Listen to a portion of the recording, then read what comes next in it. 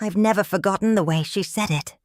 Not the exact words, though those are etched in my bones. But the way her lips curled, the way her voice didn't even shake, as if calling me a burden was the most natural thing in the world. You're just too much, Margaret. You're becoming a burden. The kitchen was quiet that evening. The clock on the wall ticked too loudly. The soup on the stove simmered softly. And I remember holding the spoon mid-air like my hands didn't quite belong to me anymore.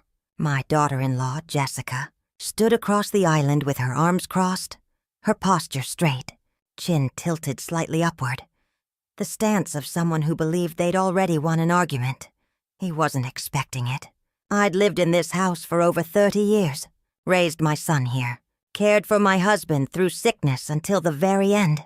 Jessica had married into this home just 2 years ago, and though I welcomed her with open arms, she'd made sure to slowly build invisible walls. David, my son, wasn't home that evening. He was stuck at work as usual, buried under deadlines, and she chose that exact moment, when it was just the two of us, to finally say what she'd probably been thinking all along. Burden, I repeated quietly, almost tasting the word. Jessica didn't even flinch. Look, Margaret, it's not personal. It's just, you're older now. You need things, and David and we have our own lives. It's exhausting. For me, I should have said something clever, something sharp. But the truth is, grief doesn't always come with loud cries. Sometimes it comes in silence, in a spoon that slowly lowers itself into the sink without a splash. I see, I whispered. And for the first time since Henry died, the house didn't feel like mine anymore. The following weeks passed like slow rain. Every smile Jessica gave me came with an undertone. Every conversation ended in her sighing dramatically. Every tiny request became proof of what a burden I was. It started small. She began moving things out of the kitchen. My teacups, the floral plates Henry and I bought on our 30th anniversary. Then the living room furniture. We need a fresher vibe, she'd said. Then came the schedule. A printed schedule. My meal times and TV hours neatly typed and pinned to the fridge like I was an afterthought in my own home. When I gently questioned it, she smiled and said, "We're just trying to make things easier. For everyone." But by everyone, she meant herself. David saw little of it, or perhaps he chose not to see. He worked long hours and returned home exhausted. Jessica wrapped him in her sweet smiles, warm meals, and soft words. She was good at that, good at being charming when it mattered most. She never raised her voice. No, she was too clever for that. Her cruelty came in whispers, in looks, in the way she made me feel like a guest instead of a mother. And one night, I overheard her whispering to David, "I can't keep living like this. She's always here. I feel suffocated." David's tired sigh. "Jess, she's my mom. And this is our house now," she replied sharply. "You said we'd have a family. I didn't sign up to live with a retired old woman who needs babysitting." I pressed my hand to my chest. Babysitting. I'd raised that boy, carried him in my arms when he was sick, worked 2 jobs to keep this roof over his head when his father's illness drained every dollar. And now I was an old woman who needed babysitting. I didn't say anything to him that night. I pretended to be asleep when he peeked into my room. I didn't want to make him choose. He was still my son, and I was still his mother. But a seed had been planted, something deep and quiet, a kind of hurt that doesn't heal with time, only with truth. A month later, things took a turn. I woke up early that morning, just before dawn, to the sound of raised voices.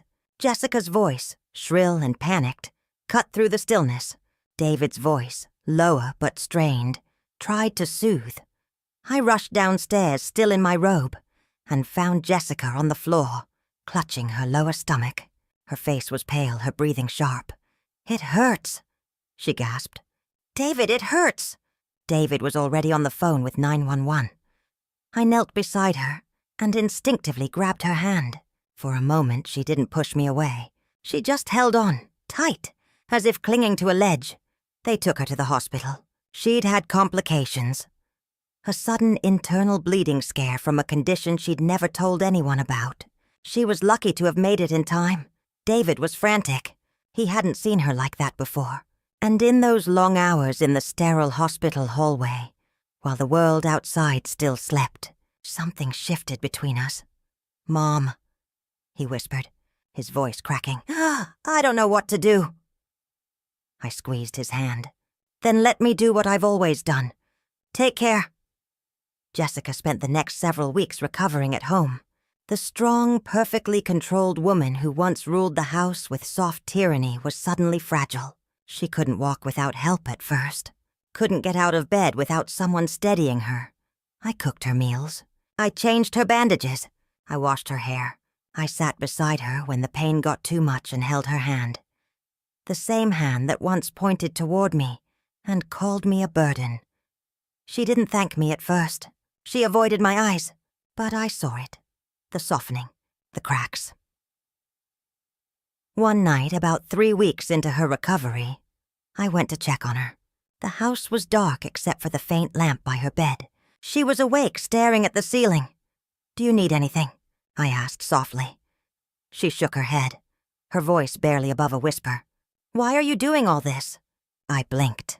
"Because I love my son, and you're his wife." She looked away, ashamed, after what I said. "I remember," I said gently. "And I'll remember tomorrow too. But I also remember the vows you made to my son. So we help, even when it hurts." Her lips trembled slightly, and for the first time, she didn't have a clever comeback. David started noticing the way I woke up before dawn to prepare her medicines, the way I sat in silence, keeping vigil through her pain, the way I never once threw her words back at her face, though they still echoed in my chest. And slowly, something changed. The printed schedule disappeared from the fridge. The little passive-aggressive remarks faded. She began asking me questions. About Henry, about the house, about the life she'd never really cared to know before. And one night, as the house filled with the smell of chicken soup, she quietly joined me in the kitchen. "Can I help?" she asked. I didn't turn immediately. I just nodded. "Hand me the salt."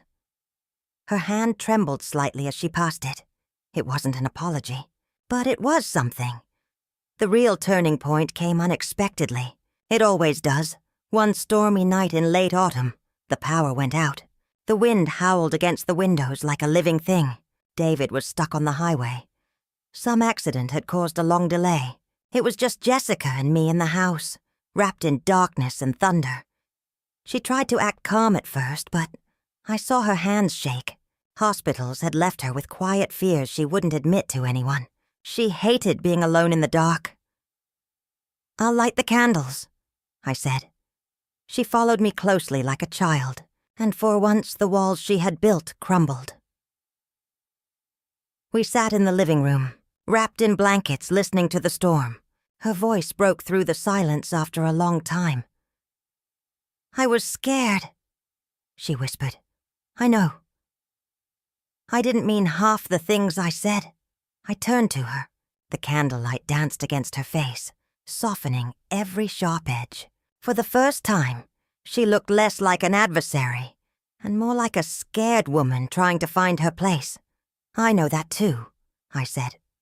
By the time David came home that night, we were sitting together, not as enemies, not even as in-laws, but as two women who'd finally let silence do the talking. She didn't call me a burden again, not once after that night.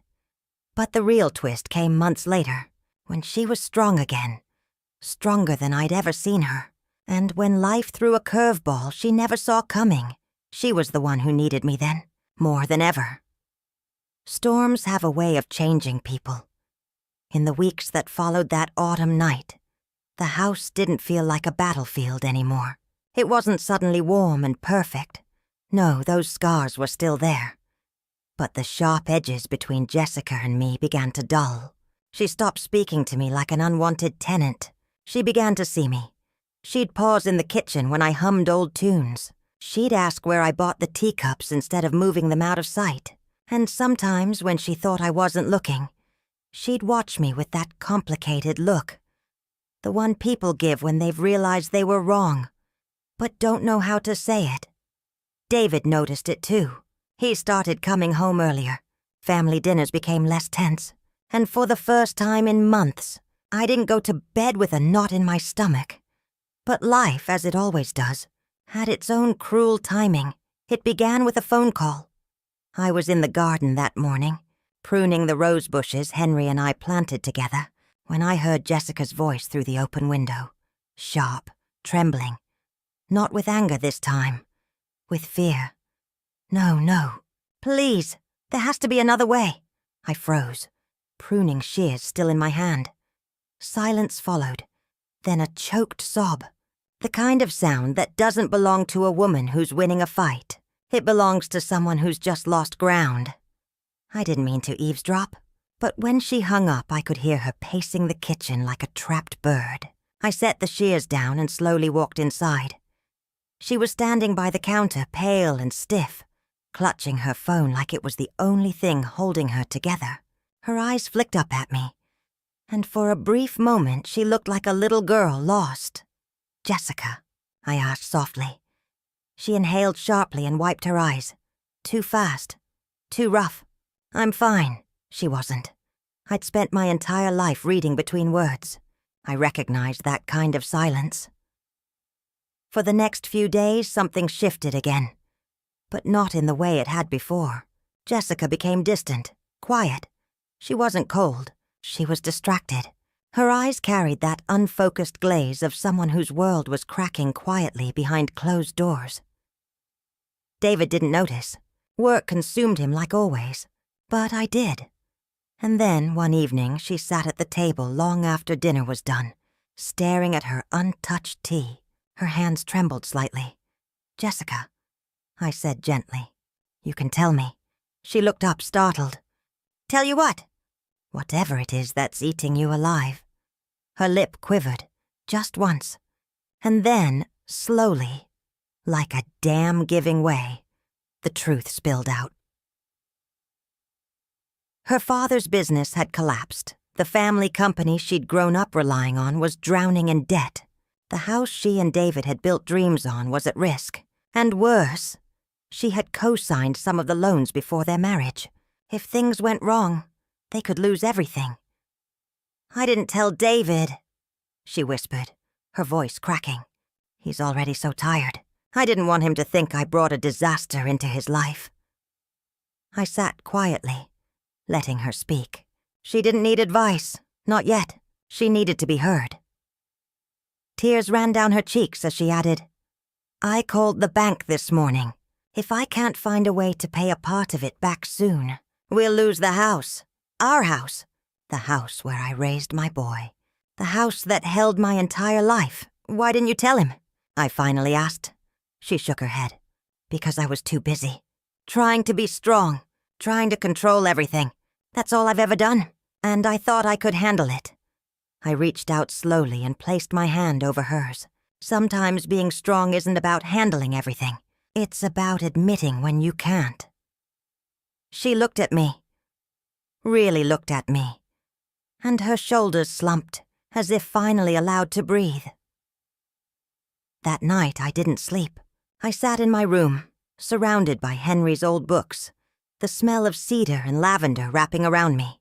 I remembered the promise I made to him before he passed. "Take care of David, no matter what happens."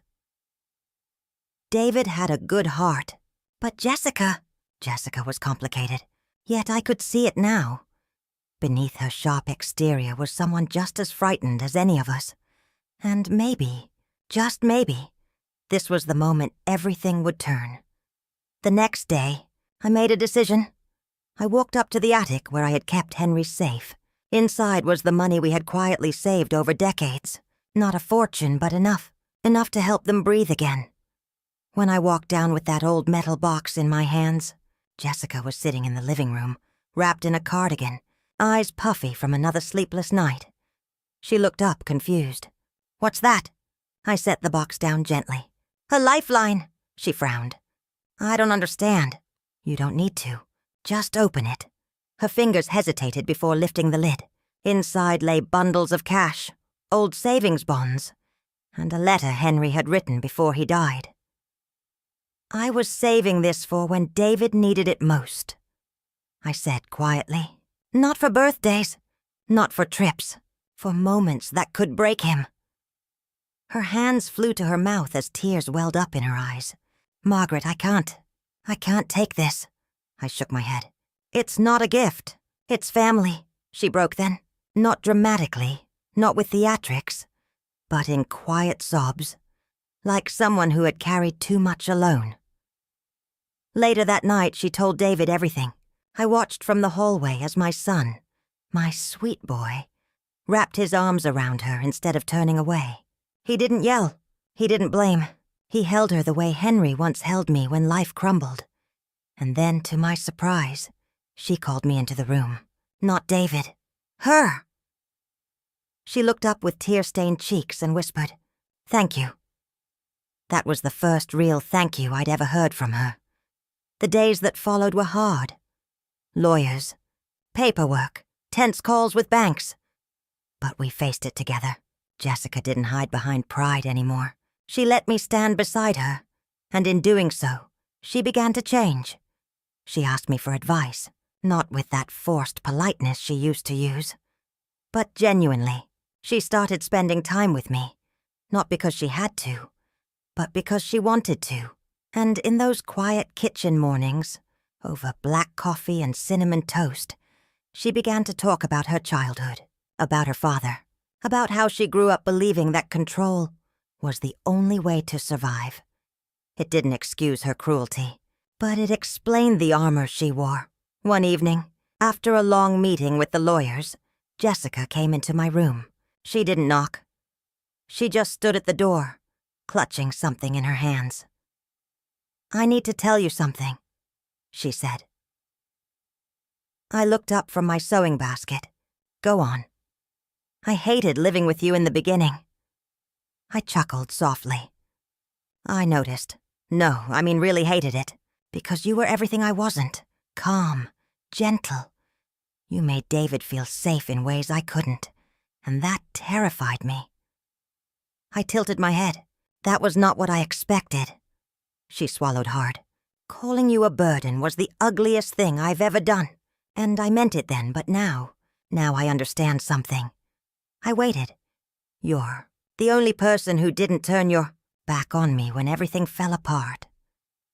She walked closer and slowly set down what she was holding. A small porcelain teacup, the one she'd packed away in a box months ago. "I found it in the garage," she said softly. "I think it belongs on the kitchen shelf."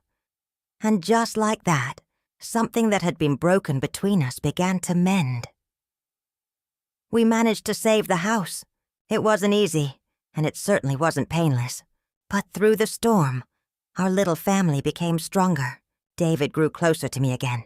And Jessica began to build something real. Not just with my son, but with me. She started calling me Mom again, not out of obligation, out of choice.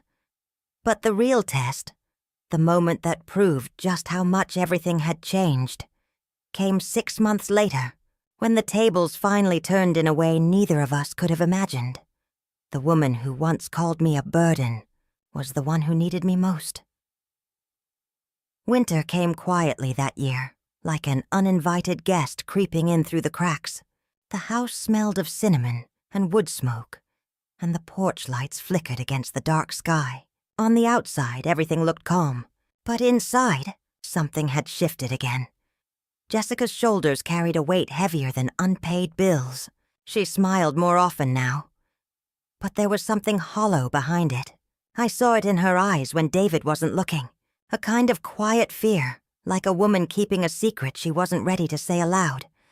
It started with late-night phone calls, whispered conversations behind closed doors, doors that used to stay open. Then came the hospital visits she claimed were for a friend. And the tiredness, not just in her body but in her spirit. I'd learned over time that love Real love isn't loud. It's quiet noticing, and I noticed everything. One night I was folding laundry in the living room when she came home later than usual. She looked pale, lips pressed tightly together. She tried to rush past me, but I caught her sleeve gently. "Jessica," she froze, forcing a smile. "Hey, I didn't know you were still up." "I could say the same about you," I said softly. Her eyes flicked away. "I was just helping someone." "Who?" She didn't answer. Instead, she gave me a quick hug, almost as if trying to distract me, then hurried upstairs. I sat there for a long time staring at the empty staircase. My gut told me something was wrong. Very wrong. The next morning, David was already out the door, running late for work. Jessica sat at the kitchen table sipping coffee, staring into nothing. She didn't notice me come in. "Late night," I said gently. She jumped slightly, then forced a laugh. "Yeah, just tired." I studied her face. She wasn't just tired. She was frightened, but she was also a proud woman, and proud people don't spill their fears easily. "Jessica," I said quietly, "whatever it is, you don't have to face it alone." Her fingers tightened around the mug. "Margaret, please." "Not now." She got up and walked away. But I wasn't about to let this go. I knew too well what silence could do to a family.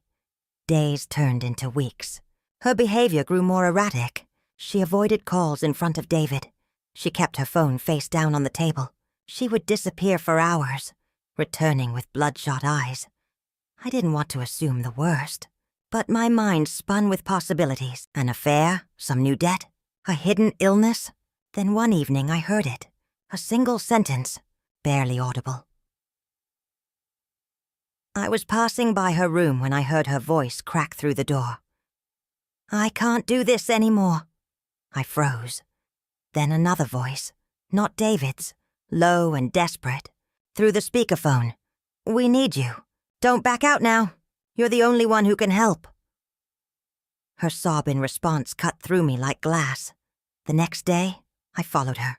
I hated doing it, but the fear of losing everything again, the fear of watching my son's heart break, was greater.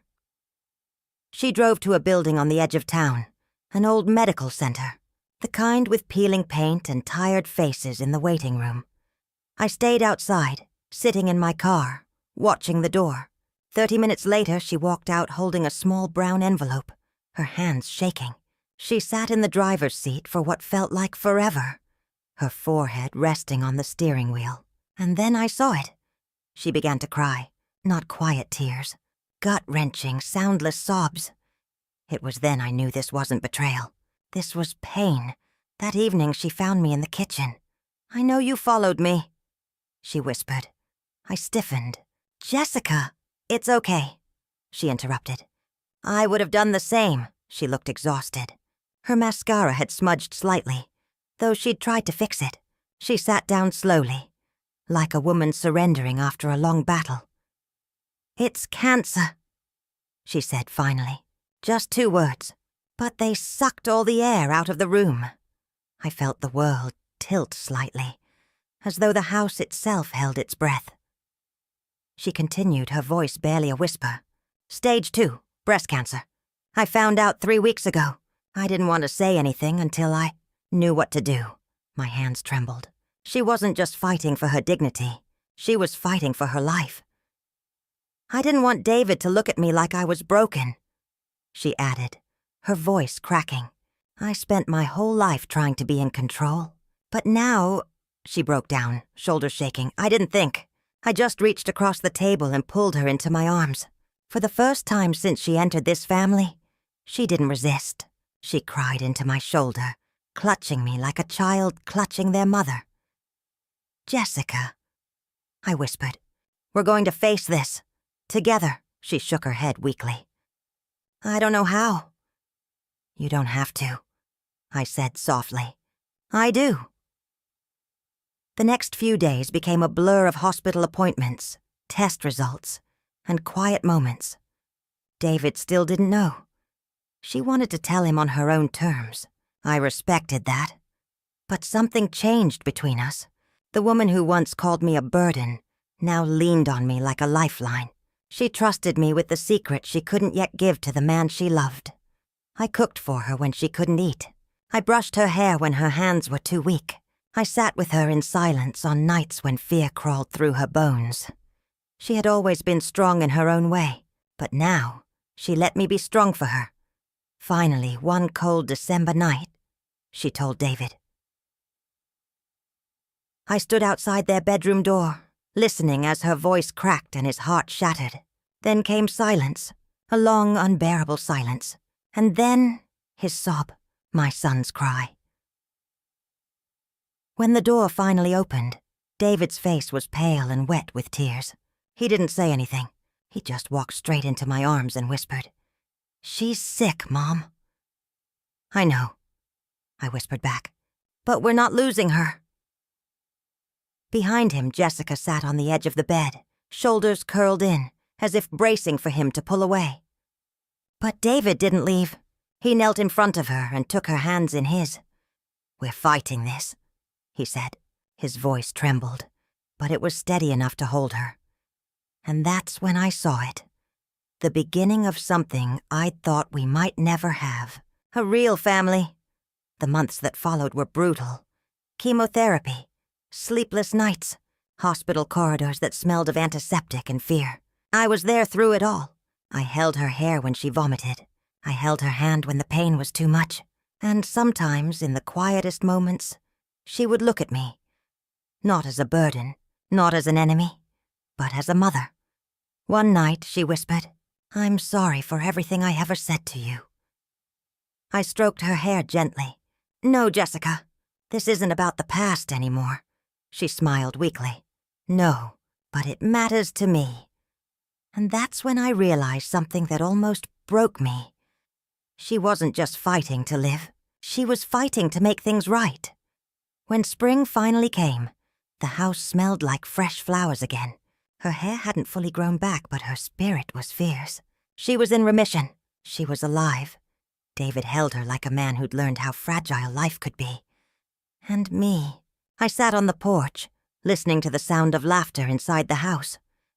Laughter that didn't sound forced anymore. But the real moment of redemption came one afternoon, when she brought me a small box wrapped in soft gold paper. "What's this?" I asked. "Open it." Inside was a silver locket with 3 small pictures, Henry, David, and me on one side. On the other, a new picture. All 3 of us, taken just a week earlier. She reached out and squeezed my hand. "Family isn't always blood, Margaret, but you've become the heartbeat of ours." And in that moment, I knew. I wasn't a burden. I was home. The first warm breeze of spring carried a softness I hadn't felt in years. It slipped through the open kitchen window, swirling around the scent of baking bread and blooming lilacs.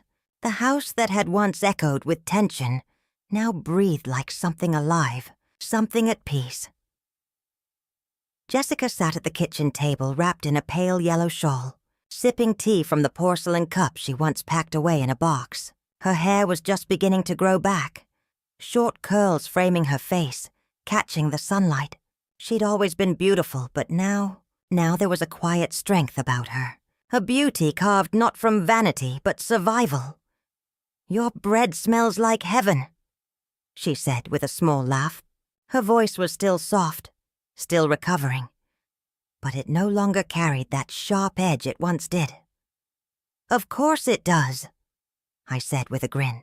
"This recipe's older than you, sweetheart." She shook her head and smiled. A real smile, not the polite, distant ones from before. The last few months had tested every corner of this house. Chemotherapy, fear. Days when I held her hand while she screamed into pillows, and nights when I whispered old hymns to keep us both from falling apart. But it also gave us something unexpected, a bond stronger than either of us could have imagined. David had been a rock through it all. I saw him grow from a man caught between 2 women into a man who understood what it meant to hold a family together. And Jessica, she had changed too. The woman who once saw me as an inconvenience now leaned on me without shame. But I knew something else too. After battles like these, silence isn't the same silence anymore. It isn't empty. It hums with the weight of everything that happened. That afternoon, David came home early. His hair was a little grayer, his shoulders a little broader. But his eyes, they carried peace. He walked into the kitchen, kissed Jessica gently on the forehead, then turned to me with the same warmth he used to have when he was 10, and came running in for cookies after school. "Smells like home," he said. "It is home," I replied softly, and for the first time in a long, long time, it felt undeniably true. Later that evening, the three of us sat on the porch watching the sun melt into the horizon. The cicadas had just started their nightly song. David leaned back in his chair, his arm draped protectively around Jessica's shoulders, and she rested her head against him, the last light brushing over her short curls like a halo. She looked at me then, not just as his mother, not as a housemate, not as a burden, but as family, real family. "Margaret," she said quietly, "I've been meaning to talk to you." My heart gave a little nervous skip. Old habits die hard. She reached into her cardigan pocket and pulled out a folded piece of paper. Her fingers trembled slightly, but it wasn't fear this time. It was reverence. "I did something this week," she continued. "Something that feels right." I unfolded the paper. My hands shook before my eyes even finished reading. She and David had added my name to the deed of the house. I looked up, startled. "Jessica, what is this?" She leaned forward, eyes glossy. "It's your home too, Margaret. It always should have been. You raised David here. You built this life brick by brick. I tried so hard to push you out because I was insecure, because I thought your presence meant I wasn't enough. But I was wrong." Her voice broke slightly. "You were never a burden. You were the foundation." I didn't realize tears were streaming down my cheeks until David reached over and squeezed my hand. "This is your home," he said simply. I clutched the paper to my chest. My heart felt full in a way I didn't think it could anymore.